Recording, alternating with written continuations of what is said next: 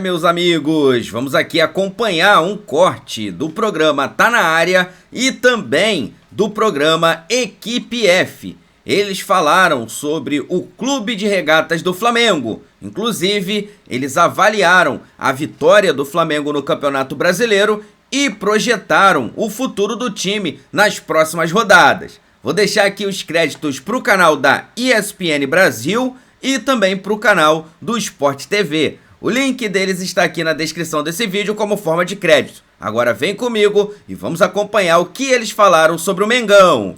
Pulgar e De La Cruz, hein? Que bela dupla de volantes. O Felipe adora elogiar essa dupla de fato. Eu acho que o Gerson tem que estar incluído nesse melhores também, né?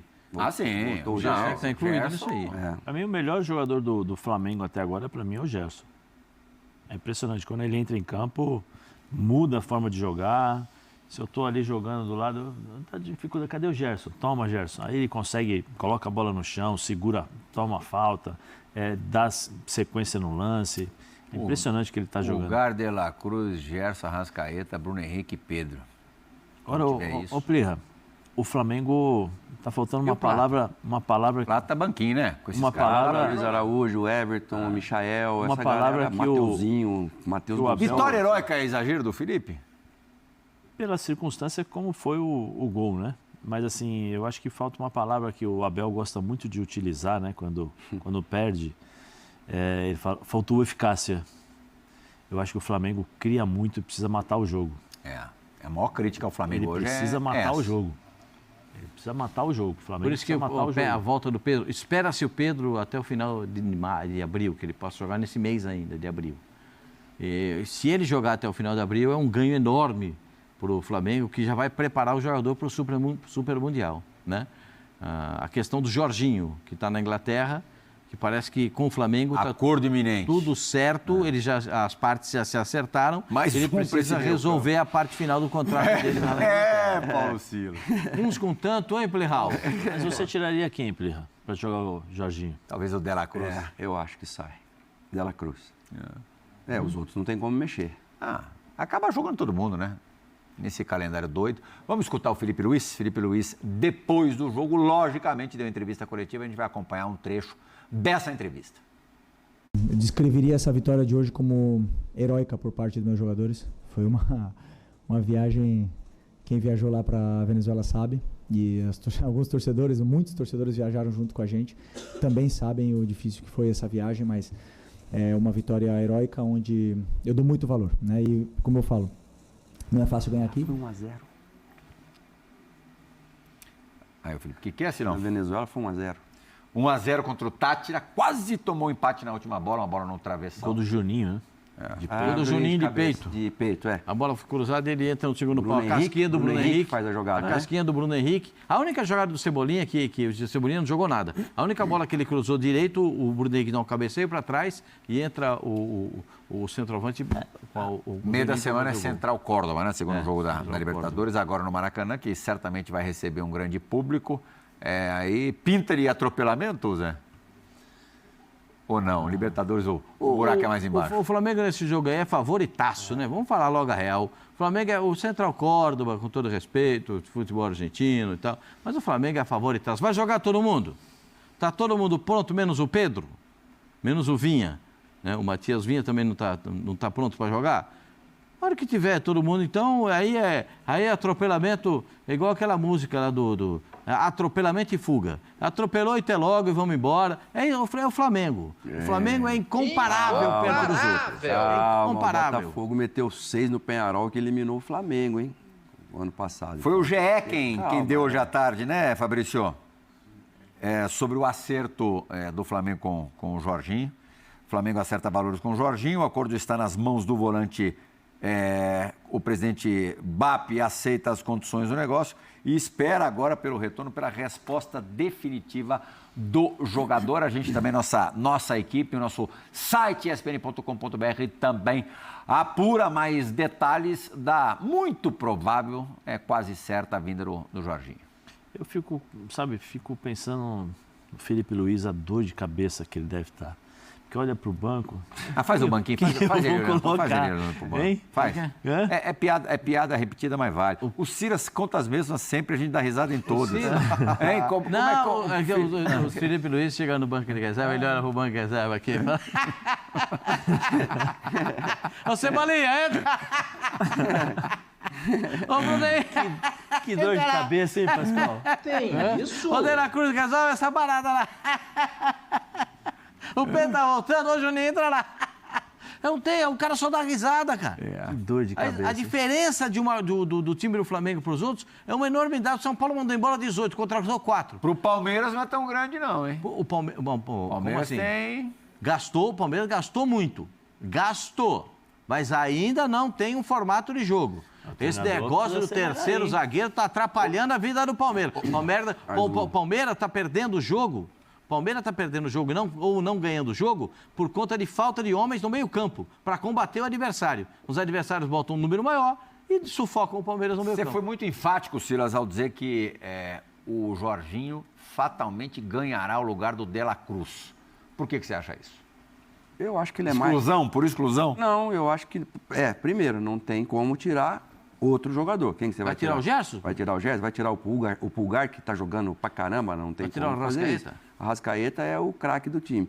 E eu acho assim que não tenho nada contra ele, muito pelo contrário, mas eu acho que o De La Cruz acho que foi super valorizado. Eu acho que ele não é todo esse jogador, não. Ele é bom jogador, né? No River Plate ele fez um baita campeonato, na seleção uruguaia também, mas não é um cara que tá no gol, não é um cara, ele é um motorzinho, mas o Jorginho chega, chegou o Alexandre, por exemplo, chega para tomar conta. Vai deixar, já pensou o Jorginho batendo o pênalti? Não? A paradinha que ele dá na hora do pênalti. Mas... se ele errar, o Zé fica com medo dessas coisas aí. Tá colocando os gols, né? Mas ele errou alguns pênaltis aí. Sim. Ele dá essa paradinha. Cruciais. Da seleção italiana, especialmente. Sim. Cada um tem seu estilo, né? Assim, cada um tem uma forma de bater, mas se ele errar, aqui é diferente, né? A cobrança é diferente lá da Europa, né? Você acha que um cara desse chega chegando, Zé? Eu acho que sim, pela qualidade que tem. Agora, muito tempo fora, Plirra. Muito tempo fora do Brasil. As pessoas se enganam achando que o futebol brasileiro é um futebol lento, é um futebol... Não. Aqui, cada país tem a sua peculiaridade. Falou do Wallace agora há pouco, né? Sim, cada país tem sua peculiaridade. Você vai jogar na Itália, você sai da Itália, você vai jogar na Inglaterra, você tem dificuldades. Você está na Inglaterra, você vai jogar na Espanha, você tem um pouquinho mais de facilidade em relação à intensidade de jogo e tal, mas você vai ter uma certa dificuldade em relação à parte tática. Aí você sai da Espanha e vai jogar na Itália, também é um outro mundo. Agora, você imagina, ele ficou um tempão lá na Europa, é Itália e Inglaterra, né? Itália e Inglaterra. Itália e Inglaterra. Aí Chelsea e Arsenal, né? Vem pro Brasil aqui, vai pegar um time montado, que é mais fácil, né? A inserção do Jorginho pro time do Flamengo vai ser muito mais fácil. Você tem um time montado, você põe lá uma pecinha, põe a outra, igual Lego, né? Você vai lá e coloca. É uma outra característica. Agora, precisa ver velocidade de jogo, posicionamento em termos de conhecimento. Qual é o parceiro? Você falou, o Silas falou, tira o De La Cruz. Aí vai jogar com o Pulgar. O Pulgar, como que é o Pulgar? Ele recebe na frente, no pé, o Arrascaeta. Na ausência do Pulgar, na ausência do primeiro volante, ele faz o primeiro volante? Eu acho que ele faz o primeiro volante. Mas só que ele não é vamos dizer assim, ele não tem o poder de marcação que tem o Pulgar. Não, mas talvez ele tenha uma facilidade... Você está chegando da Europa, mas você pega na sua frente um Cauli. Sim. O Inter sofreu o Cauli. Não, é difícil. Mano. Tirou o Ademir, botou o Cauli por dentro, o Rogério Ceni. Cara, o Rogério Ceni complicou a vida do Fernando, a vida do Bruno Henrique lá no... Aí você pega um Pulga, tudo bem, que não joga por dentro. O brasileiro é um dos mais difíceis para você jogar.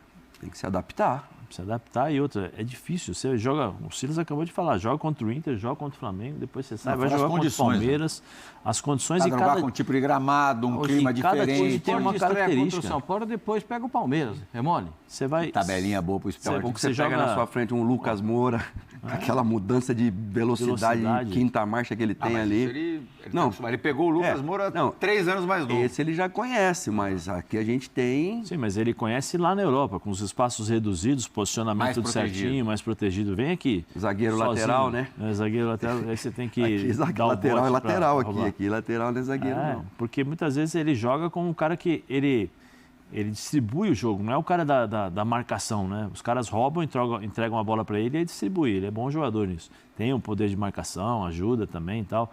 Mas aqui você vai ficar um pouco mais exposto em relação ao que se joga na Europa, né? Eu tenho a impressão, claro, a gente pode estar completamente enganado. Qualquer previsão a respeito de futebol, você pode estar enganado. Mas que o Flamengo no Super Mundial aí vai fazer um papel bonito.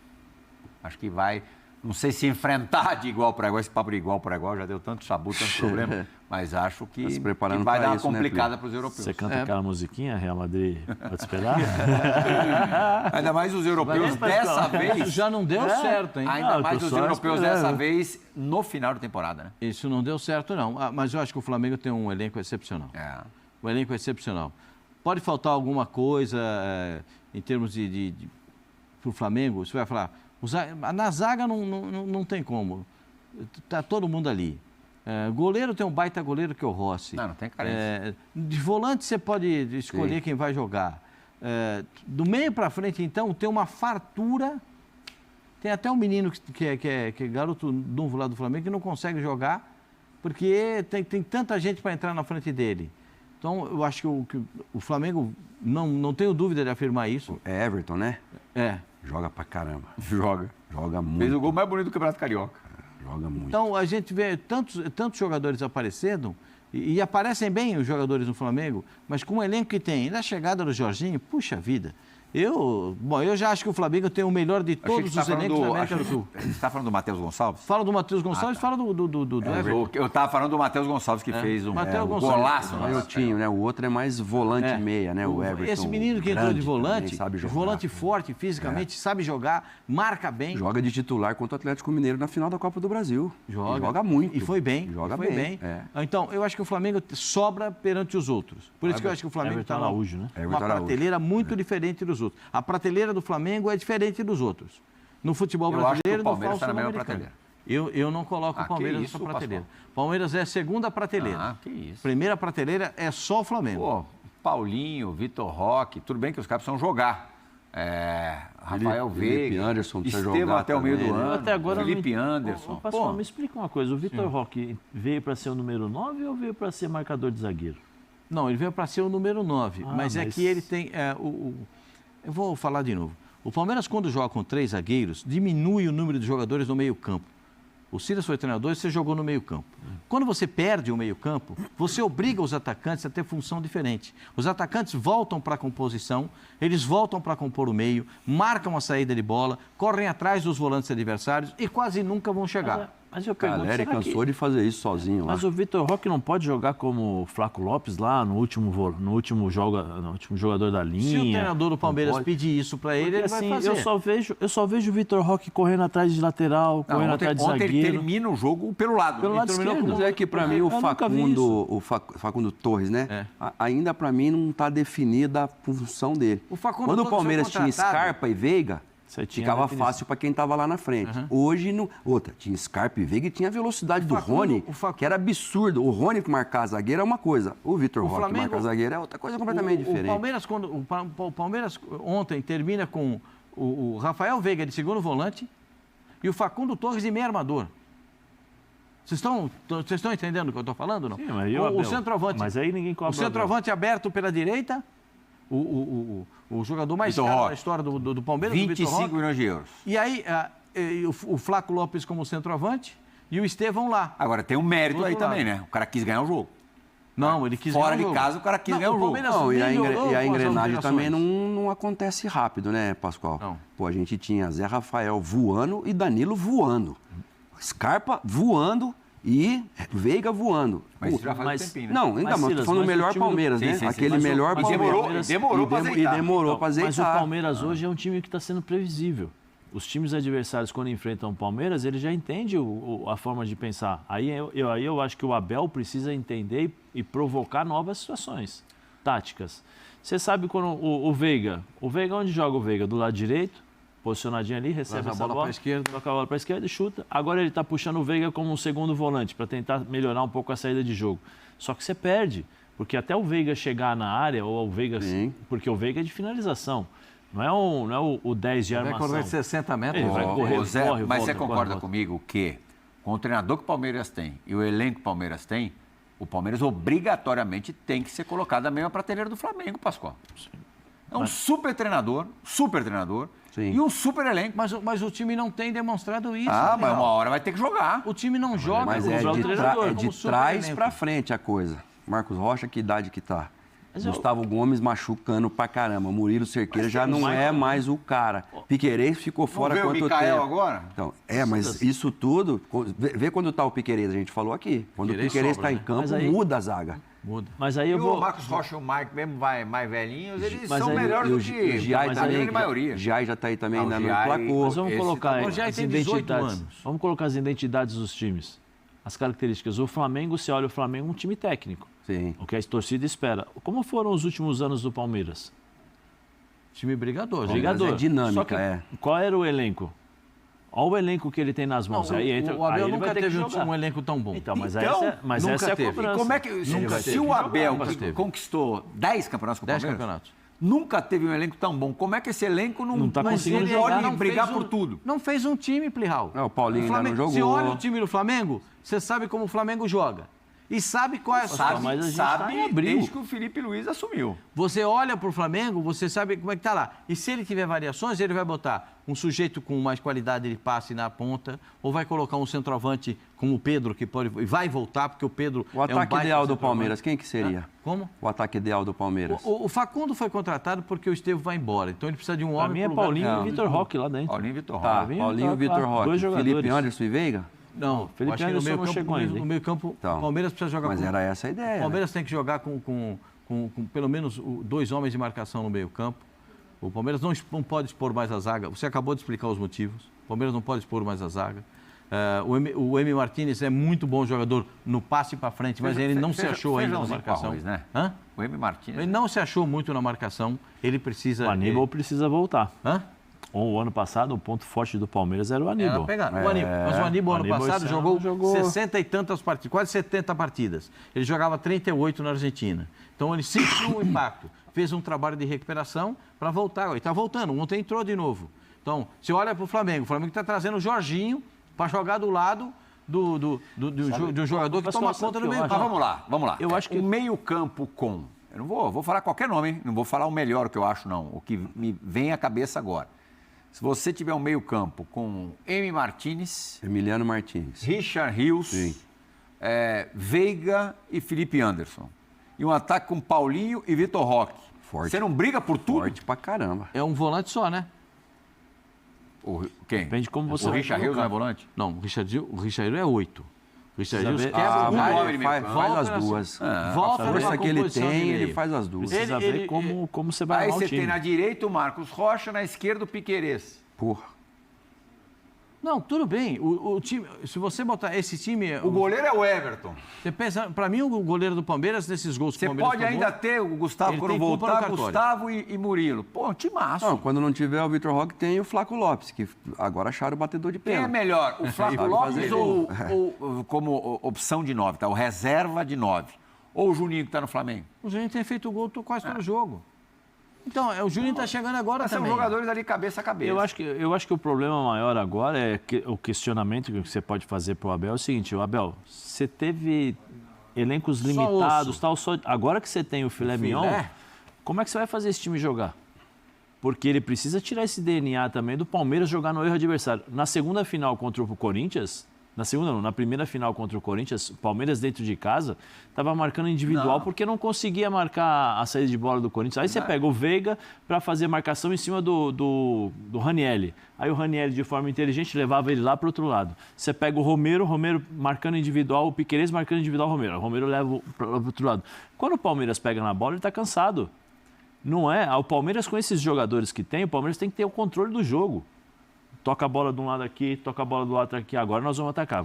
O problema é que você não tirar... é exatamente a forma que o Abel monta os times. Né? Mas é isso que eu estou dizendo. Ontem ele reclamou no banco que o time estava tocando muita bola, que ele queria para frente. Então, só que aí você tem que tirar a verticalidade, né, pastor? Opa! Como diria o do estacionamento lá, pastor? Pedrão, fala. Verticalidade. 1 minuto e meio para acabar o programa. Verticalidade. Você tem que ser bem vertical agora para chegar no gol rápido. Não, mas é isso. O Abel precisa entender que os jogadores com essa qualidade nem sempre vão ficar sendo vertical o tempo todo. Vai ter um momento em que o Palmeiras tem que ficar com a bola nos pés. toca a bola, desgasta o time adversário. Aí você aproveita. Agora, qual é a vantagem de você ter o Vitor Roque marcando o lateral? Você paga 25 milhões num centroavante que marca a lateral e que nunca está na área para finalizar? Que está cansado quando chega na área, que não tem raciocínio porque ele teve que fazer um pique de 80 metros, 60 metros, 70 metros para acompanhar um zagueiro ou um volante? Não, peraí. Tinha que falar do Flamengo, que venceu a primeira no Campeonato Brasileiro.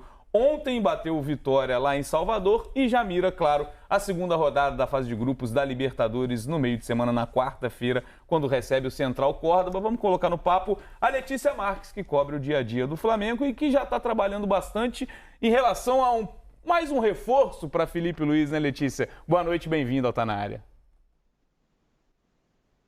Boa noite, Bené, e a todo mundo que está acompanhando o Tá Na Área. É sempre um prazer participar com vocês. Como você falou, né? A gente está sempre em cima desse casamento aí do Jorginho com o Flamengo. A gente está apurando essa negociação desde a primeira janela, né, de janeiro. E aí, como noticiamos hoje mais cedo, o Flamengo topou pagar o que o Jorginho colocou na mesa, né? Vou até trazer uma linha do tempo para todo mundo entender o passo a passo dessa negociação, né? Como eu falei, as partes negociam desde janeiro, mas o Jorginho não conseguiu essa liberação para aquele momento da janela. Então, ficou para essa janela do Super Mundial, né? A janela especial, a janela do mês de junho. E aí, o Jorginho ainda tem um contrato com o Arsenal, precisa dessa liberação para o mês de junho. Mas quando ele veio ao Rio de Janeiro, esteve aqui, entrou em contato com a torcida, sentiu aquele calor, virou uma chavinha, a gente pode falar assim, e aí o Jorginho, né, por meio dos intermediários, ele apresentou ao Flamengo o plano de carreira, o que ele pensa para esse último grande contrato da carreira dele, ele que já tem 33 anos. Então, apresentou ao Flamengo, o Flamengo ouviu, né, viu, analisou. O Boto ficou de enviar esses números ao presidente BAP, e aí, como a gente noticiou hoje mais cedo, o BAP aprovou, deu o ok para esses valores em relação ao tempo de contrato, né, que são 3 anos, a questão salarial e também as luvas que o Jorginho pediu. O Flamengo deu esse ok ao Jorginho e agora a negociação está na mão do Jorginho. O Jorginho que tem que dar esse ok final para assinar um pré-contrato com o Flamengo e, de fato, ser o reforço. A expectativa é que isso aconteça só depois da rodada da Champions, né? O Arsenal que enfrenta o Real Madrid nessa semana pelo primeiro jogo. Então, a expectativa é que só depois desse mata-mata da Champions o Jorginho, de fato, dê esse ok final e assine um pré-contrato com o Flamengo. Mas esse casamento está perto de sair, hein, Bené? E aí até uma curiosidade. O Jorginho tem o seu casamento marcado com a sua noiva para o dia 2 de junho. E aí ele se apresentaria ao Flamengo logo na sequência, já está tendo todo um cuidado em relação a essas datas, né? Para quando finalizar essa negociação, Bené. Vai assinar o contrato de trabalho no meio da lua de mel. Olha aí. Mó corta-clima. Mas é mais uma... Jorginho chegando, confirmando, como a Letícia já trouxe todas as informações. Camila, levantou o dedo. Na verdade, não um corta-clima, só para rebater o Raed, porque a noiva dele veio com ele para o Rio de Janeiro para conhecer um pouco mais o Rio de Janeiro, e pelo que a gente ouviu aí de pessoas que estiveram com eles, ela adorou o Rio de Janeiro, né? Então aí pode ser algo até bom, não vai cortar o clima da lua de mel não, Raed. Aí tá sugerindo que a lua de mel dela vai continuar por aqui mesmo, tá vendo? Mas tá bom. Inclusive... Não tá mal passar uma lua de mel no Rio de Janeiro. Era isso que eu ia falar. Desculpa. Pra que viajar? Pra que Maldivas? Você tem aqui, ó, Rio de Janeiro, todas as belezas naturais maravilhosas do Rio de Janeiro. Na verdade, ele não vai ter nem lua de mel, né? Se ele assinar de fato com o Flamengo, ele vai direto para os Estados Unidos disputar o Mundial de Clubes. Ainda pode fazer umas comprinhas. Já pode mudar a lua de mel para maior. Já temos várias soluções para o Jorginho resolver essa questão. A noiva do Jorginho que é irlandesa, né? Ela não é brasileira, então pode ser bom local também. Várias soluções aí para não perder a lua de mel, se casar e assinar com o Flamengo na mesma semana. Mas enfim, Raed, é um elenco que a gente já fala tanto, né? De muitas opções, tanto é que veremos o Flamengo quarta-feira na Libertadores, provavelmente com seus titulares, mas que tem perdido peças, e o Felipe Luiz tem opções ali, muitas opções para remontar o time sempre que tem alguma ausência, ganha mais uma, né? Jogadoraço, nível ainda atuando em alto nível na Europa. Flamengo, se a contratação acontecer, o Flamengo ganha um baita reforço para o meio de campo, e aí vai ter 3 jogadores de nível A para disputar 2 vagas. seriam Pulgar, De La Cruz e Jorginho, para 2 vagas ali na saída de bola do Flamengo. Eu imagino o Jorginho disputando vaga com o Pulgar. E aí, Henrique, chega como um provável titular ou a situação é muito parecida com a que o Danilo vive, por exemplo? O Danilo vem de anos no futebol europeu, mas chegou para concorrer com 2 zagueiros que estão em ótima fase. O Danilo, que está fora, né, no departamento médico nesse momento, no momento ele é reserva porque Léo Ortiz e Léo Pereira estão muito bem. Jorginho chega para brigar ou ele já chega com status maior? Pode ser loucura o que eu vou falar agora. Eu acho que, na minha opinião, o encaixe de Pulgar e De La Cruz vive o melhor momento de toda a história deles dentro do Flamengo. Os dois estão, assim, encaixadíssimos. É claro que uma contratação como o Jorginho, né, tem um peso de história europeia, seleção italiana, enfim. Eu acho que ele está sendo muito mais contratado para caso o Arrascaeta tenha alguns desníveis físicos, algumas contusões, ou uma dificuldade de ter a intensidade em todos os jogos, e aí ele colocar esse tripé com Jorginho e De La Cruz um pouco mais adiantado com o Pulgar de primeiro volante, do que propriamente brigar com esses dois. É claro que se tiver que escolher na mão, eu já estou ao contrário do Raed. Na minha opinião, quem sai é o De La Cruz. Eu acho que o Pulgar não sai desse time, mas nunca. Nunca. Por tudo aquilo que ele faz e por aquilo que o Felipe Luiz fala desse jogador. Enfim. Mas é uma baita contratação. É o Flamengo, mais uma vez, pensando no Mundial, com certeza, né? Para ter várias possibilidades. Além do que ainda tem o Gerson, né? A gente está esquecendo que pode vir por dentro também. Enfim, é um elenco que cada vez só melhora. E aí vocês ficam falando aí, né, que o Arrascaeta não estava jogando bem, que essa temporada não tinha entrado em campo, que não estava entregando, e aí ontem resolveu fazer um golaço, né? Driblou 2, ainda tocou de biquinho na saída do goleiro e chegou a vice-artilharia de estrangeiro no Flamengo, né, Letícia? Voltou em grande estilo já, botando o nome dele na história, mais ainda, né, na história do clube. Exatamente, Camila. Com o gol de ontem contra o Vitória, ele chega ao 4º gol de biquinho, né? Que é uma característica dele, algo que ele faz, e todo mundo olha e fala assim, meu Deus, o Cebolinha até comentou depois do jogo, falou que ele faz isso sempre nos treinos, que é normal esse lance para o Arrascaeta. E, de fato, ele já marcou outras 4 vezes, 2 em 2019 e uma em 2023, não sei se vocês lembram, contra o Bragantino na final da temporada de 2023, ele fez um gol muito semelhante. E aí, ontem, ele chegou a 76 gols e aí se tornou o vice-artilheiro estrangeiro do Flamengo. Ele está atrás somente do argentino Doval, que tem 94. Ainda tem uma diferença ali para o Arrascaeta, mas vale lembrar também que o Flamengo negocia a renovação de contrato com o Arrascaeta, está no radar. Muito provavelmente ele será o próximo a ser valorizado, tanto financeiramente quanto com uma extensão do vínculo, e aí ele vai ter o caminho livre para, quem sabe, passar o Doval, Camila. Tudo indica que vai passar, né? Mas só para defender a galera ali, o Arrascaeta tem a menor média, né? Precisou de mais jogos para fazer esse número de gols, né? Sim. O Doval, por exemplo, a média é 0,30, do Benítez 0,65. O Arrascaeta depois Camila, tudo bem, a posição também exato. É a mesma, a posição é a mesma. Além da posição, eu acho que tem também um outro ponto. O Arrascaeta, ele tá quase batendo 100 assistências no Flamengo. Então, ele não só faz gol, como ele é o garçom do time, né? 100 assistências nesse período de 19 até 2025 é muita coisa. Ele tá muito perto de bater essa marca.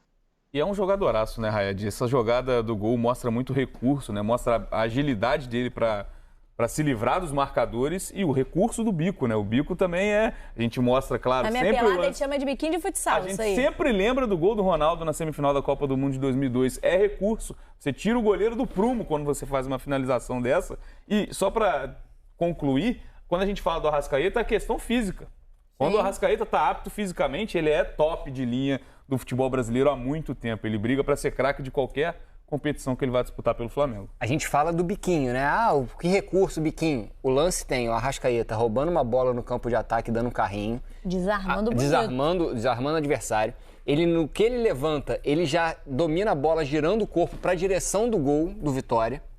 Dribla o oponente. Já é o primeiro drible, esse quando ele levanta e tira o jogador do lance. Dribla o oponente, sustenta uma marcação que chega para tentar roubar a bola, ele não cai. finta o jogador que está na frente dele e aí no final tem o biquinho. É uma jogada espetacular do Arrascaeta. Não é só o biquinho. É uma jogada... Olha lá, ele rouba a bola, já gira projetando o corpo para frente, já finta o marcador, sustenta na pressão, finta o outro zagueiro e toca de biquinho. Golaço de um jogador acima da média do Flamengo. E de um Flamengo, Richarlison, que mais uma vez teve a sua dificuldade para transformar oportunidades em gols, né?